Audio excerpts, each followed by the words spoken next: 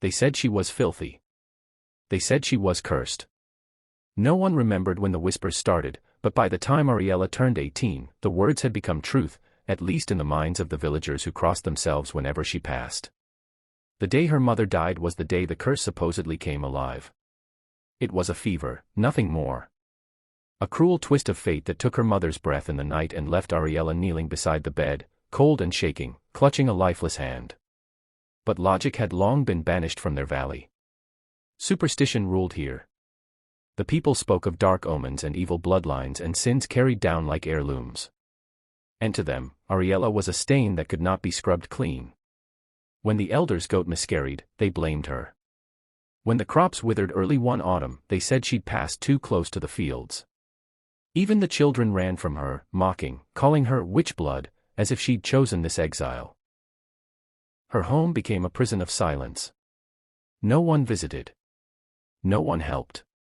The days were long, the nights longer, and the loneliness was a weight that crushed more slowly than any illness. It was during one of those nights, a storm rolling in over the peaks like a beast prowling the sky, that Ariella made her choice. She packed what little food she had, a crust of bread, a bit of dried meat, and left the village behind. She didn't take the road. Roads led to other towns, more people. She didn't trust people. Instead, she walked toward the mountains, where mist kissed the cliffs and trees grew gnarled and wild. The forest swallowed her whole. The storm caught her halfway up a slope, rain slashing through the trees, soaking her to the skin. She slipped more than once, bruises blooming across her legs and arms like flowers. Still, she pressed on. She didn't know what she was looking for. Maybe death. Maybe something that felt like freedom. But her body had limits. Starved and fevered, she stumbled one last time near the tree line, fell into a patch of wet moss, and did not rise. Silas heard her before he saw her. The storm was a wild thing that night, howling against the cliffs, but something, instinct or fate, led him down the path from his cabin. He lived alone, high up in the mountain woods, far from the village and its poison. A man of few words and even fewer visitors. The mountain didn't ask questions, and neither did he. Until he saw the girl. A ragged bundle of limbs and soaked cloth, pale as moonlight and barely breathing. For a long moment, he just stood there, staring down at her. A voice inside him warned, trouble. Villagers always brought trouble. But then she coughed, wet and broken, and he saw the bruises, the dirt under her nails, the tremble in her lips. Not trouble. A human being. And without another thought, he lifted her into his arms. She weighed nothing. A ghost. Her head lolled against his chest, fever burning through her skin. Silas turned, shielding her from the worst of the wind with his body. The path back was steep, and more than once his foot slipped on the wet stone, but he didn't stop. His cabin wasn't much, just a hearth, a bed, some shelves, but it was warm. Safe. He laid her on the bed, stripped away the wet clothes, wrapped her in furs. She moaned once, eyes fluttering, then sank deeper into whatever sleep gripped her. For 2 days she didn't wake. Silas fed her water with a spoon, pressed cool cloths to her head. He didn't speak, what would he say? But he stayed. Always within arm's reach. On the third morning, her eyes opened. At first, she didn't move. Just stared at the ceiling, her breathing shallow. Then her gaze shifted, found him sitting nearby, sharpening a knife. Panic flared in her eyes, and she tried to sit up. He held up a hand. Easy. His voice was gravel, unused and deep. You're safe. She looked around, taking in the fire, the wooden walls, the simple shelves. Then her eyes returned to his. Where? He answered before she finished. You collapsed near the ravine. I carried you here. She blinked, lips dry and cracked. Why? A fair question. He paused, wiping the blade clean. Because you were dying. She didn't respond. But her eyes never left his face. Like she was trying to see through him. Silas stood, poured water into a wooden cup, handed it to her. Drink slow. She took it with trembling fingers. Sipped. Coughed. But kept drinking. When she finished, she lowered the cup and whispered, They'll say you're cursed now too. He tilted his head. Let them. That night, as the wind howled outside, Ariella lay in his bed, staring at the ceiling. She could hear him moving about, chopping wood, stoking the fire. No questions. No judgment. Just presence. It unnerved her more than cruelty. She was used to being hated. Ignored. But kindness. It made the ache worse somehow. As if all the pain she'd buried deep had been waiting for a gentle hand to break the dam. And break it did. 2 days later, when he handed her a bowl of stew, her hands shook too hard to hold it. She cried. Ugly, heaving sobs that racked her whole body. Silas didn't speak. He didn't touch her. Just sat there, holding the bowl, waiting. When she was done, he set it down and left her alone. In the days that followed, a strange rhythm settled between them. Silas worked, hunting, chopping, cleaning. Ariella watched, helped where she could. Her strength returned slowly, like a deer testing its legs.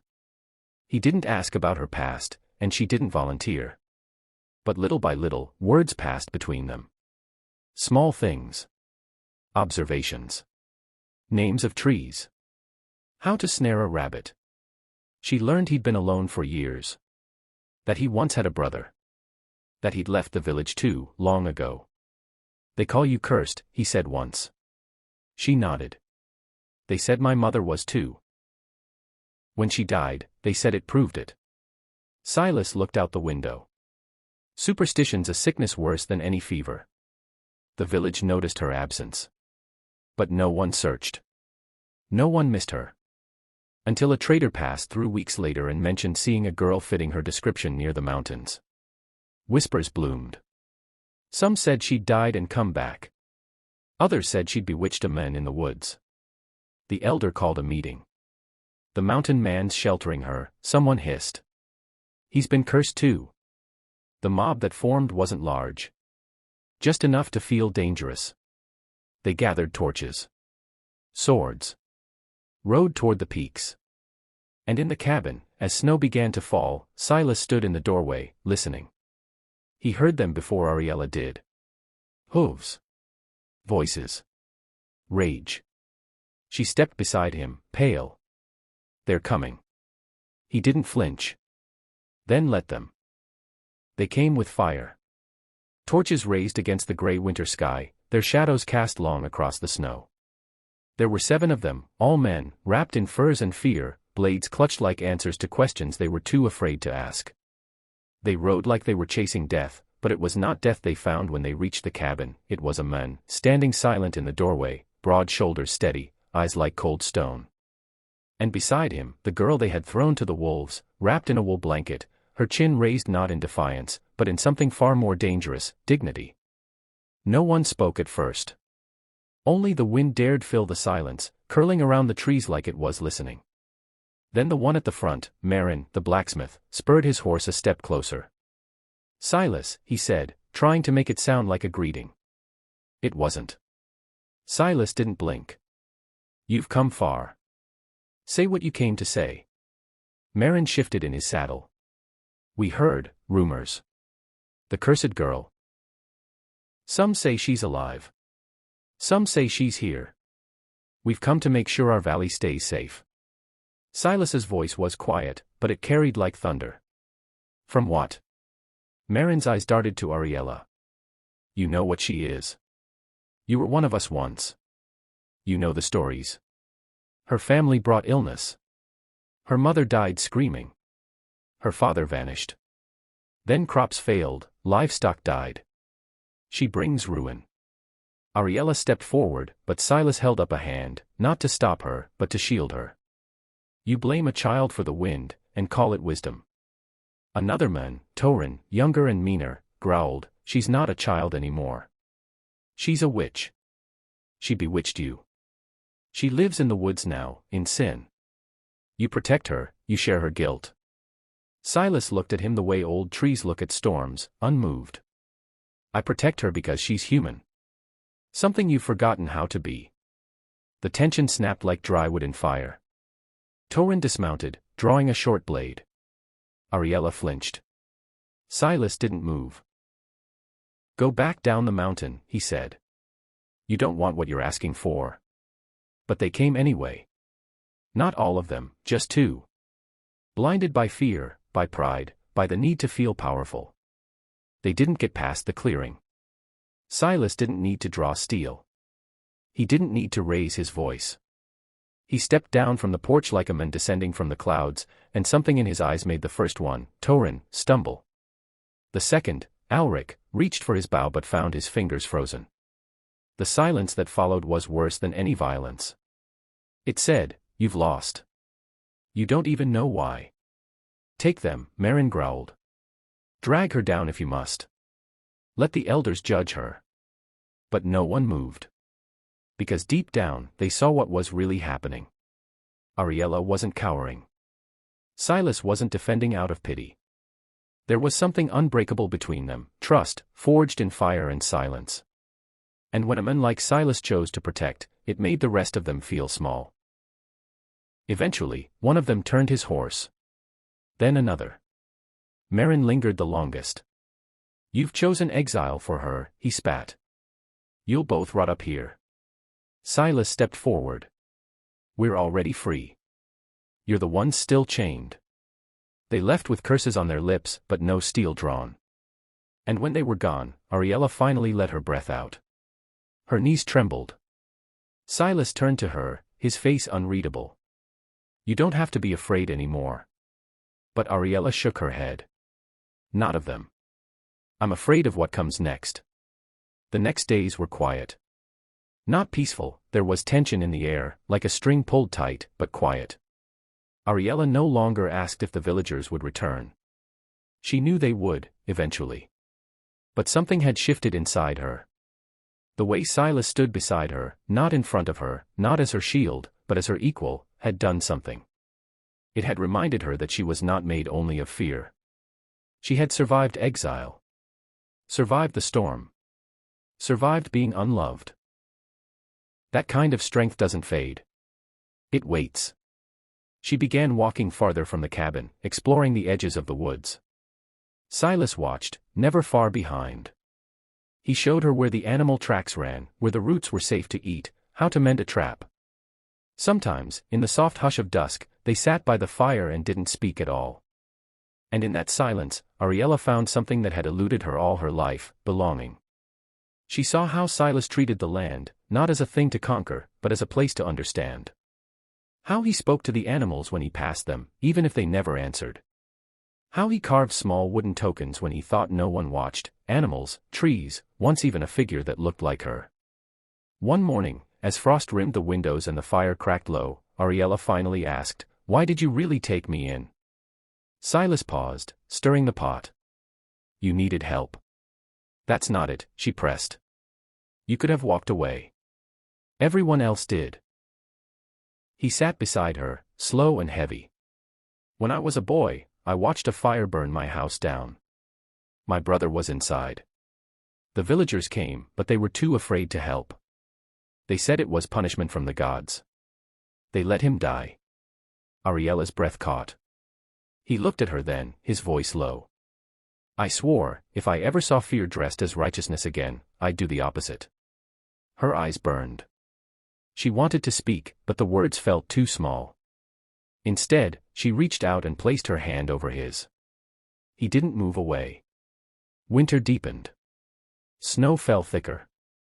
The woods grew quieter. But inside the cabin, warmth bloomed. They cooked together, read old books Silas had collected over the years. Ariella began to write again, stories, memories, things she had locked away for too long. And Silas, who had once grunted more than he spoke, began to share pieces of himself. How he'd tried to live in other towns but found no peace. How he'd chosen the mountain because it didn't judge. One night, under a sky full of stars, Ariella asked, "Do you think I'm cursed?" Silas looked at her, his breath fogging the air. "No. I think you're rare. And that scares people more than curses. But peace never lasts forever." One morning, a hawk flew overhead, strange for that season. Tied to its leg, a scrap of red cloth. Silas took it down with a whistle. When he unwrapped it, his face darkened. They've sent word, he said. The council wants a trial. A trial, she repeated. For what crime? Existing, he muttered. The decision came hard. She could stay.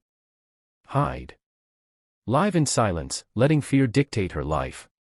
Or she could go. Walk into the mouth of the wolf and show her teeth. Silas didn't push either way. But when she said, "I won't run," he nodded once, proud. They left at dawn. The village was 2 days' ride. Along the way, they passed places she remembered, childhood trails, fields where she used to play, now frozen and gray. When they arrived, the villagers gathered like crows. Some stared in shock. Others hissed. But she didn't flinch. She walked beside Silas, spine straight. At the hall, the elders waited. Marin stood behind them, arms crossed. The trial was a farce. They called her a witch. Said she poisoned minds. That her touch brought ruin. But Ariella didn't shout. Didn't cry. When they finally let her speak, she stepped forward and said, "You call me cursed because you need something to blame. My mother died of illness. My father left because you broke him. And your crops? Your goats? That was the frost. The blight. But instead of facing it, you made me your shadow." Murmurs rippled through the crowd. She pointed to Marin. "You, who beat your own daughter. You call me evil. To another, you turned your back when I begged for medicine. I remember your face. And then to them all, I am not cursed. I am what you made me, and I survived you." Silence. Not even the elders spoke. Then someone clapped. A single, slow beat. It was an old woman near the back. She stepped forward, cane tapping stone. "Enough," she said. "I've seen a real curse. This girl isn't it. She speaks with truth, not venom." Others began to murmur agreement. Not all. But some. Enough. The trial ended not with cheers, but with silence. No sentence passed. No exile ordered. Just the weight of shame hanging in the air. That night, Ariella and Silas didn't stay. They left the village behind once more. But this time, she didn't feel like a fugitive. She felt like a flame walking away from ash. Back in the mountains, spring was stirring beneath the snow. Flowers poked through cracks in stone. Birds returned to sing. And in the cabin, laughter returned. Ariella began to write her story for others to read. Silas carved more than ever. Sometimes they sat in silence. Sometimes they argued. But they never feared each other. One night, as stars watched overhead, Ariella whispered, "They called me filthy. Cursed." Silas touched her hand. They were wrong. She smiled, eyes bright. "I know that now." And the mountain, ever silent, stood witness to a story not of ruin, but of rising.